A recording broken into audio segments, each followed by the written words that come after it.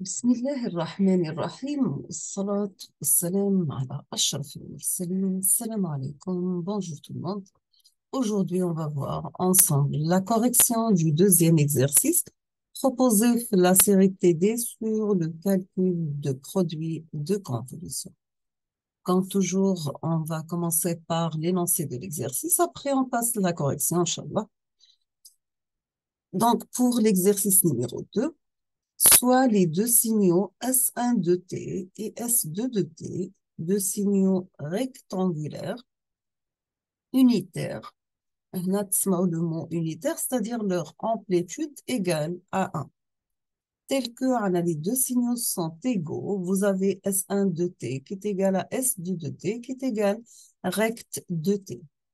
Donc, ce signal rectangulaire est égal à 1 pour T compris entre moins 1,5 et plus 1,5, 0 ailleurs.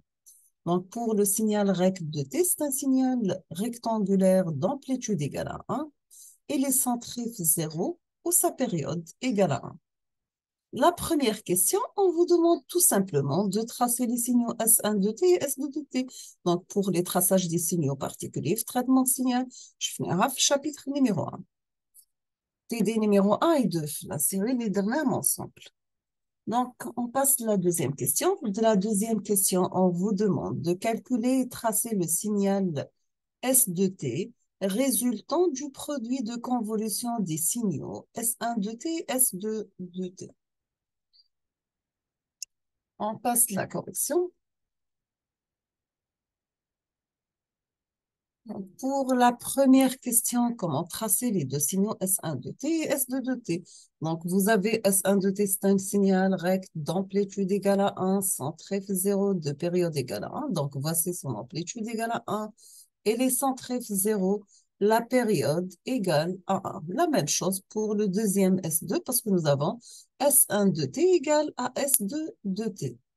La première question, c'est bien comment calculer S de T. S de T, sachant que S de T, c'est un produit de convolution entre les deux signaux, S1 de T et S2 de T. Sachant toujours pour le calcul de produit de convolution, c'est un calcul d'intégrale. Nous avons deux possibilités. Soit on va calculer S1 de taux, c'est-à-dire on va fixer le premier signal et on va faire la translation avec le deuxième signal, c'est-à-dire vous faites S1 de taux par S2 de T moins taux des taux, ou bien l'inverse, on va laisser S2 de taux fixe et on va faire la translation du premier signal. Donc, ça sera S1 de T moins taux S2 de taux des taux. D'accord? Donc, pour S de T qui est égal à un produit de convolution entre S1 et S2, c'est un calcul d'intégrale entre moins l'infini à plus l'infini de S1 de taux par S2 de T moins taux des taux. Ou bien S1 de T moins taux, S2 de taux des taux. Sachant toujours que S2 de moins taux est égal S2 de taux. Pourquoi? Parce que notre signal rectangulaire, c'est un signal pair. Dans ce cas, pour S2 de moins taux, ça sera la même chose que S2 de taux. C'est le même signal d'amplitude égale à 1, centré 0, sa période égale à 1. Donc, l'un a un dit plus ou l'un a un dit moins, d'accord? Après, on va calculer, là, on va commencer par tracer les deux signaux, S1 de taux et S2 de témoin taux sur le même axe. Donc, on va garder S1 de taux tel qu'elle est. Donc, c'est notre signal d'amplitude égale à 1, centré 0, de période égale à 1, compris entre moins 1,5 et plus 1,5. Le deuxième signal, ça sera S2 de T moins taux. Donc, là, on va mettre deuxième signal ici sur le même axe, mais on va mettre T moins 1,5 et T plus 1,5 et les centrés T, d'accord? La première possibilité, c'est avoir T plus 1,5 inférieur à moins 1,5. Pourquoi cette condition de départ? Parce que pour assurer qu'on n'a pas de chevauchement entre les deux signaux, c'est-à-dire les deux signaux sont séparés l'un de l'autre. Donc, si on va simplifier, on aura T inférieur à moins 1. Comment on a obtenu le moins 1? Donc, on dit moins 1,5. ندي plus 1 demi لهنا الكوتي هذا ça sera moins 1 demi moins 1 demi moins 1 demi c'est moins 1 d'accord في le premier cas في هذا pour t inférieur à moins 1 nous avons pas de chevauchement entre les deux signaux S1 de taux et S2 de taux dans ce cas le produit S1 de taux par S2 de t moins taux il est nul tout simplement donc on va mettre S de t qui est égal à S1 de t convolué avec S2 de t. C'est un calcul d'intégrale entre moins l'infini à plus l'infini de S1 de taux par S2 de t moins taux des taux, donc qui est égal à 0. Toujours le premier cas. Nous avons pas, on va proposer le cas où nous pas de chevauchement entre les deux signes.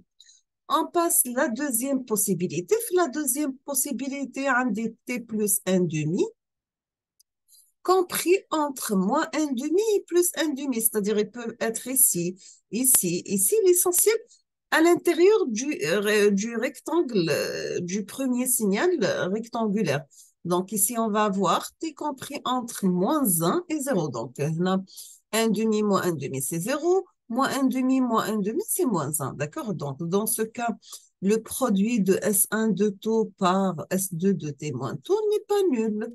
On peut avoir dans ce cas pour le calcul d'intégrale, pour avoir S2 de t qui est égal à S1 de t pas convolué avec S2 de t, c'est un calcul d'intégrale entre moins 1 demi jusqu'à t plus 1 demi, d'accord? Le premier signal a l'amplitude égale à 1, deuxième signal l'amplitude t égale à 1. Donc, l'intégrale des taux, c'est taux entre moins 1 demi et t plus 1 demi. On va remplacer taux par t plus 1 demi, moins 1 demi, on aura t plus 1. Donc, le cas S de t, ça sera S1 de taux par S2 de t moins taux, qui est égal tout simplement à t plus 1. D'accord? Troisième cas, nous avons t moins 1, moins 1 demi, il est compris entre moins 1 demi et plus 1 demi. On aura dans ce cas t compris entre 0 et 1.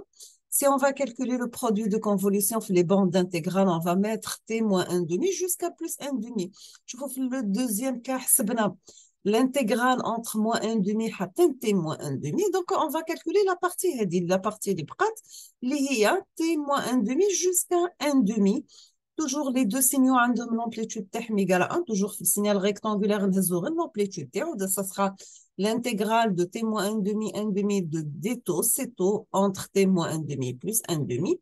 On va remplacer taux par 1 demi, moins t plus 1 demi, donc on aura moins 1 demi plus 1 demi plus 1 demi, c'est 1, moins t, donc le calcul d'intégrale, c'est 1 moins t. Quatrième cas, c'est tout simplement deuxième signal, or signal هذا ما بقاش كاين intersection بين les deux signaux ولا à l'extérieur تاعو. في le cas هذا راح يولي عندي automatiquement t moins 1 demi doit être supérieur à 1 demi la limite هذه تاع السينيال الأول. Dans ce cas, t, ça sera supérieur à 1. On voit bien que le chevauchement entre les deux signaux, qui n'est qu'un chevauchement entre les deux signaux, automatiquement, le calcul, tu as le produit de convolution de S de t qui est égal à S1 de taux convolué avec S2 de taux.